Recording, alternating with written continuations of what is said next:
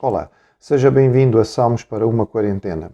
Nosso tempo de meditação no livro de Salmos, neste período de alguma reclusão ainda, para os nossos irmãos de mais idade e doentes crónicos, e a eles de uma forma especial, nós dedicamos deste nosso tempo de meditação. Vamos meditar hoje num dos muitos salmos de peregrinação.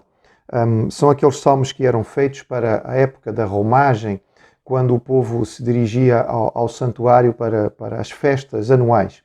Há vários salmos destes, mas podemos dizer que este que vamos ler hoje é, por excelência, o salmo de peregrinação, o salmo de romagem. Estamos a falar do salmo 122, salmo muito conhecido e usado com muita frequência também pelos cristãos. O salmo 122 diz assim: Alegrei-me quando me disseram, vamos à casa do Senhor. Pararam os nossos pés junto às tuas portas, ó Jerusalém. Jerusalém que estás construída como cidade compacta, para onde sobem as tribos do Senhor, como convém a Israel, para renderem graças ao nome do Senhor. Lá estão os tronos de justiça, os tronos da casa de Davi. Orai pela paz de Jerusalém. Sejam prósperos os que te amam. Reine paz dentro dos teus muros e prosperidade nos teus palácios. Por amor dos meus irmãos e amigos, eu peço, haja paz em ti. Por amor da casa do Senhor nosso Deus, buscarei o teu bem. Salmo de peregrinação, então, um salmo curto, um salmo pequenino, salmo fácil de decorar, salmo utilizado por aqueles que estão a caminho do templo para um período de adoração. Este salmo é por excelência, ou seja, digamos, o salmo padrão para a peregrinação, porque ele fala deste momento de ir. Ele começa de forma muito interessante, porque ele fala no singular e depois logo a seguir no plural. Alegrei-me, pessoalmente, quando disseram vamos. Fica-nos aqui a ideia clara de que é alguém, um indivíduo particular, que é convidado então para fazer parte de um grupo que vai em peregrinação. E então, quando ele é convidado ou confirmado como parte deste grupo que vai para Jerusalém participar em alguma celebração no templo, o seu coração exulta e alegra. Devemos lembrar que o povo de Israel vivia uma vida dura. Eles trabalhavam essencialmente no campo, era um povo que vivia da agropecuária, portanto, plantar, todo o trabalho envolvido na agricultura, tomar conta de animais. Era um trabalho duro, era um trabalho pesado, era um trabalho monótono e repetitivo, era um trabalho onde variações na vida não eram muito comuns. E então, quando há um quebrar, digamos, desta monotonia do trabalho, e chega o momento da peregrinação, nós podemos imaginar a festa. Notem bem, é claro que não estamos a diminuir a alegria de poder ir ao templo, não de forma nenhuma. Mas permitam-me assemelhar um bocadinho ao nosso trabalho quando chega aquele período de férias, não é? A verdade é esta, quando depois de um ano a trabalhar ou muitos meses seguidos, sem parar, o dia a dia, digamos, o cansativo de estarmos envolvidos no trabalho, chega aquele período, aquela semana ou aqueles 15 dias em que nós podemos sair e respirar de forma diferente e nos ocuparmos de outras coisas e certamente enche o nosso coração. Isto também estava, certamente, envolvido neste episódio em que o salmista fala com tanta alegria. É claro que aqui há mais, porque ele vai à casa do Senhor. Ele vai poder adorar no templo e por isso há uma satisfação especial neste tempo de maravilhas, digamos assim. Para quem vivia no campo, casas simples, cidades provavelmente pequenas, chegar a Jerusalém com as suas muralhas, as suas construções, o palácio do rei, o templo com toda a sua magnificência, era certamente um tempo de maravilhas, um tempo de coisas extraordinárias. Daí que ele diz, com sinceridade, alegrei-me quando me disseram, vamos à casa do Senhor, vou participar na peregrinação, vou estar junto com aqueles que vão até a cidade santa, vamos subir, diz ele aqui. Realmente era subir. O Monte Sião fica a cerca de 820 metros acima do nível do mar.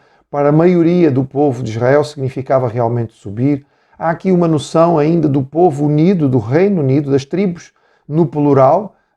Mais tarde, na divisão, não será assim, mas aqui temos este ideal. Algumas destas ideias nos fazem lembrar, por exemplo, a profecia de Isaías no capítulo 2, em que ele fala das nações se dirigindo em peregrinação à casa do Senhor. Interessante no versículo 4 a colocação que ele faz assim: as tribos sobem as tribos à cidade de Jerusalém para adorar como convém a Israel. O povo de Deus é um povo que adora porque lhe convém adorar. A ideia aqui é a ideia de obrigatoriedade e de naturalidade. É impossível conhecer verdadeiramente a Deus e não desejar adorá-lo.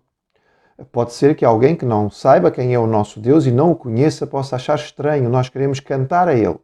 Mas é impossível conhecer a Deus, ter uma experiência próxima com Ele, ter a experiência de ter sido salvo, os seus pecados perdoados, experimentar a paz que nós temos em Jesus, a presença consoladora do seu Espírito, a capacitação dos seus dons e não adorar ao Senhor. É impossível não experimentar a sua provisão, a sua proteção, o cuidado do pastor que nos guarda para que nada nos falte e não querer adorar ao Senhor. É natural que convenha. O povo de Israel tinha obrigatoriamente que ir até ao templo 3 vezes por ano, durante a festa da Páscoa, na época do Yom Kippur, o dia da expiação nacional, e também na festa dos tabernáculos. Convinha, era obrigatório que isto fosse feito. Convém aos servos do Senhor se deslocar ao templo para poder adorar. Convém que o façam com alegria, com satisfação e que o façam em conjunto. Chegar ali era também chegar ao centro da justiça. O versículo 5 diz: lá estão os tronos de justiça, os tronos da casa de Davi. O povo de Israel tinha cidades onde havia pequenos tribunais locais, regionais, setoriais, podemos dizer assim, mas havia um Supremo Tribunal. Quando as questões precisavam ser tratadas de forma definitiva, elas tinham que ser tratadas em Jerusalém e ao rei cabia a decisão final. A justiça de Deus era finalmente perpetrada pelo rei na capital e por isso ele fala aqui dos tronos de justiça que estão em Jerusalém. O Salmo vai se aproximar do fim com uma ênfase significativa na oração pela paz da cidade de Jerusalém. Há mesmo aqui uma expressão de bênção. Aqueles que orarem pela paz em Jerusalém serão, de algum modo, abençoados. Eles provam o seu amor. O cristão, não sendo judeu, tem um amor particular por Jerusalém, pela cidade de Davi, pela cidade de Jesus, onde o nosso Salvador andou, onde ele foi condenado, onde ele foi crucificado, onde ele ressuscitou. E certamente Jerusalém tem um significado especial para nós e nos toca também de forma muito profunda aos nossos corações. Orar pela paz em Jerusalém também faz parte daquilo que deve ser a atitude de um crente. A paz aqui para aquele que era judeu representava naturalmente prosperidade. A capital da nação estando em paz significa paz para o país. E se a capital e o país estão em paz, haverá prosperidade. É isso que nós encontramos no verso 7, paz e prosperidade.